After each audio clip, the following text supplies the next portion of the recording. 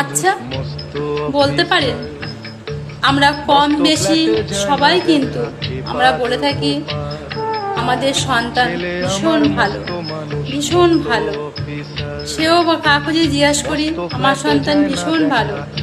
পৃথিবীর সব মাদের কাছে সব সন্তানরাই ভালো হয়। বাবা মার কাছে সন্তান সত্যি ভীষণ গর্ব করে সন্তানকে নিয়ে, গর্ব করারই উচিত সন্তানকে নিয়ে। প্রত্যেকটা মা, প্রত্যেকটা বাবা তার সন্তানকে নিয়ে আশা ভরসা অনেক কিছু স্বপ্ন, তার নিজস্ব সবটুকু দিয়ে নিজের বিলাসিতাকে ত্যাগ করে একজন বাবা মা সন্তানকে কোলে পিঠে ছোট থেকে বড় করে মানুষ করে তোলে। আর সেই সন্তানের প্রতি অগাধ বিশ্বাস থাকে সবার, তাই তো আমাদের সবার বিশ্বাস থাকে আমাদের সন্তান ভীষণ ভালো। কম বেশি আমরা সবাই বলে থাকি, কাউকে জিজ্ঞাসা করলে তোমার ছেলে কেমন গো, না ভালো, ভীষণ ভালো। তো এই প্রশ্নটাই হচ্ছে আমার কাছে, আমরা তো সবাই বলি সন্তান ভীষণ ভালো, ভীষণ ভালো। সন্তান যদি এতই ভালো হয়, সব সন্তানরা হয় না, কিছু সন্তান। প্রত্যেকটা মা বাবাই কিন্তু সবাই বলে আমার সন্তান না ভীষণ ভালো, আমার সন্তান ভীষণ ভালো, আমার মেয়ে ভীষণ ভালো, আমার ছেলে ভীষণ ভালো। সবাই যদি ভালো হয় তাহলে কেন বৃদ্ধাশ্রম, কেন বৃদ্ধাশ্রমগুলো তৈরি হচ্ছে? সন্তানরা যদি ভালোই হবে, কেন মা বাবার জন্য বৃদ্ধাশ্রম? এটা বলতে পারেন কেন? হাজার হাজার নচিকাতার সেই গানটা সত্যি বাস্তবে রূপান্তরিত হলো। নচিকাতা যে গানটা করেছিল বৃদ্ধাশ্রমের গানটা, আমার এই ঠিকানা এক বৃদ্ধাশ্রম, তো সত্যি গানটার মানে শুনলেই গাটা যেন শিউরে ওঠে। আমরা সবাই গর্ব করি আমাদের সন্তানরা খুব ভালো, প্রত্যেক বাবা মাই গর্ব করে সন্তানরা খুব ভালো।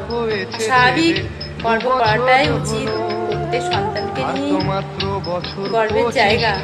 কিন্তু অনেক সন্তানরা আছে কষ্টগুলো বোঝে না, তার মা বাবা দিন রাত ছোট থেকে পরিশ্রম করে মা বাবার শখ আহ্লাদ ত্যাগ করে বিসর্জন দিয়ে একটা সন্তানকে কত কষ্ট করে পৃথিবীর আলো দেখায়, তার শখ আহ্লাদ মেটানোর জন্য একটা বাবা সারাদিন পরিশ্রম করে যায়।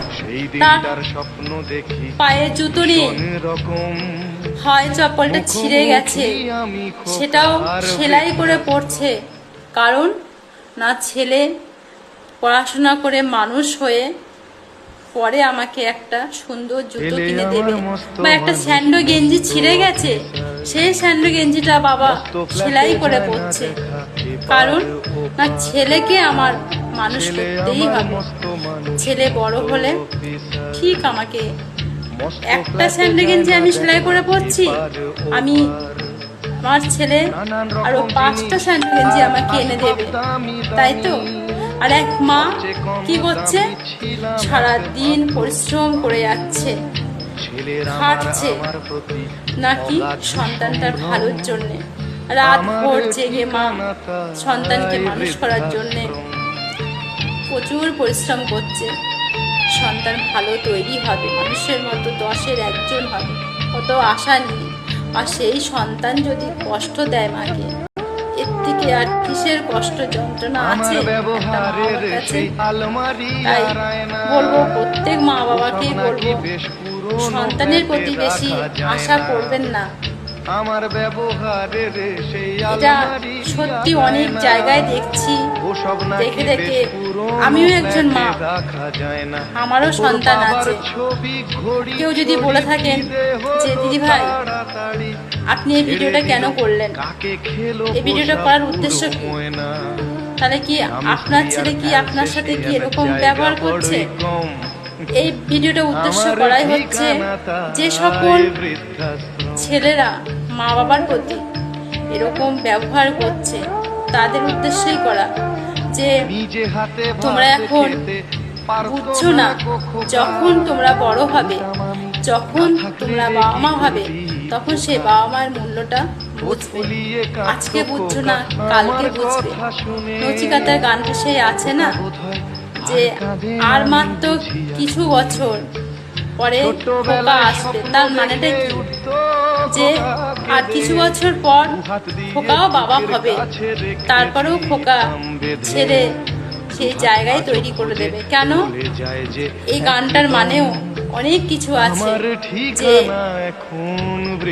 আমাকে যখন বৃদ্ধাশ্রমে রেখে দেওয়া হলো, নিশ্চয় তার সন্তানও তাকেও রাখবে, এবং তার সন্তানও শিখবে তার ঠাম্মা দাদুর সাথে কি ব্যবহারটাই করেছে।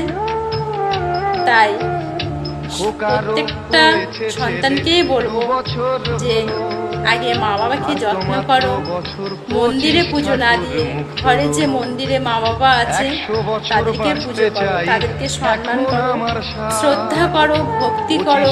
তোমার কোনো মন্দিরে যেতে হবে না, ওইখানেই সব মন্দিরে যে পুণ্য করবে, তোমার বাড়িতেই তুমি সেই পুণ্য অর্জন করতে পারবে তোমার মা বাবার পায়ে পড়ে।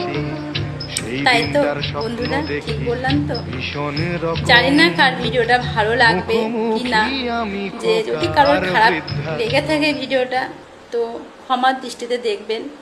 তো ভিডিওটা আমি করলাম, সত্যি আমার চোখের সামনে অনেক কিছুই দেখছি, খারাপ লাগছে।